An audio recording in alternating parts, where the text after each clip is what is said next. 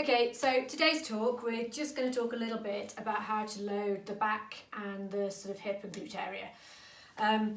The one thing I want to say is there are loads and loads and loads of glute and back exercises out there. You can find Pilates videos, you name it. The one thing I want to stress is if you've been injured, these exercises don't tend to start at a low enough level. So if you've had back pain, then what happens is all your core muscles tend to switch off. So you will have no low level control. So if you then try and get on a ball and do some bridging on a ball, you will basically be cheating and you'll use all your prime movers and you'll use the wrong muscles. So the program I'm going to give you today is actually very, very low level, but it's giving you the foundations and the building blocks to work on something a little bit harder and more advanced. So if you've done this, then you'll have your foundations to go and do a Pilates class or something like that. And lots of these exercises are in Pilates as well, but people tend to pitch things a little bit too high. Not Pilates teachers, but when you go try and do your own exercises. We've got a bit of a friend today. Okay, so, right. So if we start off, on the floor, okay, in this position. And again, you know, these aren't exercises for people with real acute back pain. It's people with sort of running injuries for pain that tends to be more of stiffness, a little bit of a lower backache that they want to sort of re-educate things. So if we just start off, what we want to do is just a nice, comfortable, neutral position, and we just want to start getting a little bit of lumbar spine control. So in this position, you can just do some very, very simple pelvic tilts. And by doing the pelvic tilt and just holding it, you're just starting to contract your transverse abdominal and your pelvic floor and those lower abdominals, those low level muscles that we want to control that core, okay? So that's a really, really nice starting point.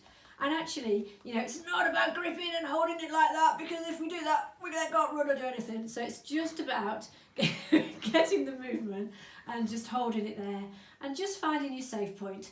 And that's one of the things that Pilates teachers sort of talk about a lot. It's finding your safe point, okay? The point that you can sort of then work, that you know your back's not arching and you're not stressing it into that flex position, but it's not rigid, it's not solid either. It's just that little bit of control. So once we've got that, you can just do a little bit of movement round and back round the other way, just to give you that a bit of mobility as well into the lower back. And then the first exercise I would do for the lower back is, once we've got that, is can you just control a knee falling out? It's a very, very simple little exercise, but you know, can you control it? Can you isolate the movement, keeping your pelvis stable? You know, I'm a little bit better on my left than I am on my right, I think. But you know, I can just about isolate that movement. I haven't done much of this for a while, so it's good for me to get back on it. Okay, and then can we just do a simple leg lift? Now for some of you, that might be enough. You might get yourself into that position and think, gosh, everything's shaking and working. Hold it there. You don't need to go any further. And then you can swap. Then you can bring the other one up and you think, okay, that's as far as I'm going to work today as well, because actually that's challenging my core. I've done quite a bit of this exercise, so I can bring both of them up. I'm in my safe position. My lower back's not lifting up, but I'm not overworking my abdominals. And I can hold things there quite comfortably. Then you can just slowly take one foot down. And actually, what you might find is that's a challenge. So a lot of people, that's a starting point. Once you feel comfortable there, you only have to move a couple of inches, okay? You don't have to do a lot of movement. You can make it a little bit harder by bringing your arms up, but at the moment, I think that's probably the next phase, okay? And obviously we make it harder by making it into dead bugs. But you know, again, that's one of the starting points. A lot of people will go straight into dead bugs, and if you can't control one knee up there, that's where you've got to start. Okay, so that's a little bit of abdominal work, and you can do sit-ups, you can do whatever, but I think that's the best exercises for that lower abdominal control. And obviously that's what we want when we're running. We don't want our pelvic tilting forwards. We want it to stay in that nice neutral position. So if we then start looking at our glutes, I know I've talked about this exercise loads, but we're going to just activate the glutes and the hamstrings now. So what we do, again, it's our starting point. We rock our pelvis backwards, engage our glutes, and we just slowly lift that pelvis off the floor. We just hold it there, okay? And that, again, that can be your starting point. If you feel into your lower back and you think, oh, crikey, that's really, really tight, then you've gone too far and you're working too hard in your lower back. So you go down a little bit and you think, right, get my glutes working, get my tummy working. Oh, my lower back's not working there. That's your starting point, okay? There's no point in going up there if you're using the wrong muscles. If you're using your lower back and your hip flexors, it's not good. So we start off down there. And then we think, right, how can we make that a little bit harder? We can make it a little bit harder by just going up onto the toes on one foot, okay? That's the next challenge, okay? Can we do that? Yeah, that's quite good. We can hover, we can go up and we can go down. Or we can really start to challenge things by just putting one leg in the air and holding it, keeping that pelvis nice and still and just holding it in the air, okay?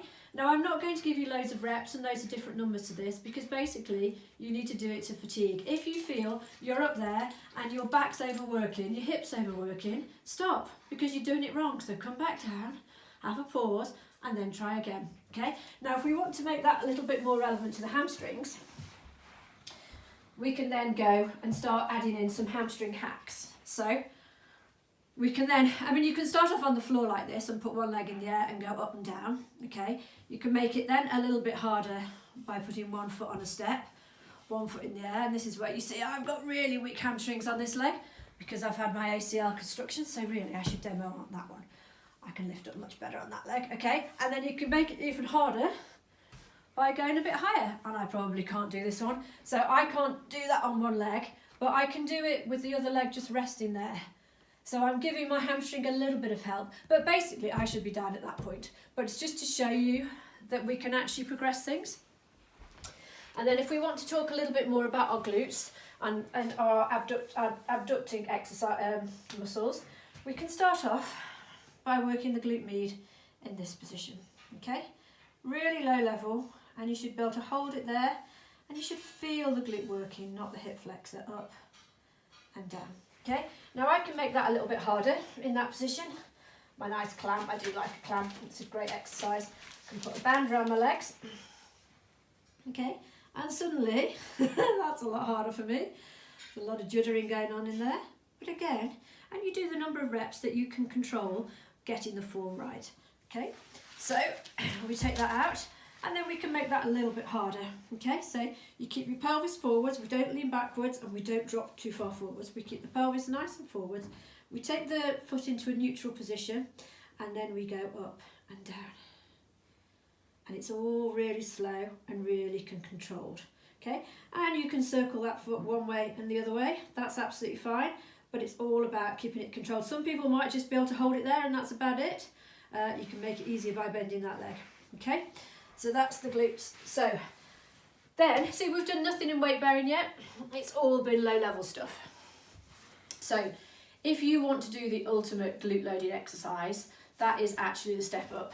So we can then come and we can then think, right, we've told it the muscles that we want them to work. Our glutes nicely switched on. So we can then do some really good glute activation work, okay? So that's a fairly easy exercise for me. I did a lovely one this morning on the log, but I'm not going to do that on the video in the park.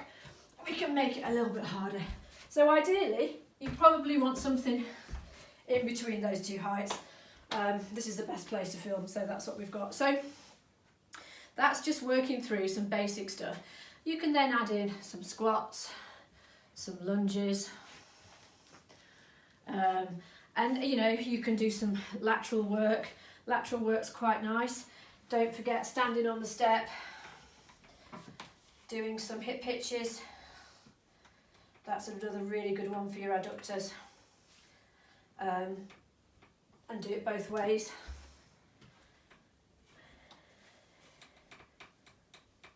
Okay, but I think the things I want you to take from this is, yes, you can find hundreds and hundreds of exercises out there. I want you to start at a low level, okay? It's really, really important for your lower back and core to build those foundations. Once you've got the foundations and you can do all those exercises really comfortably, then you can move on. Okay, that's it, folks.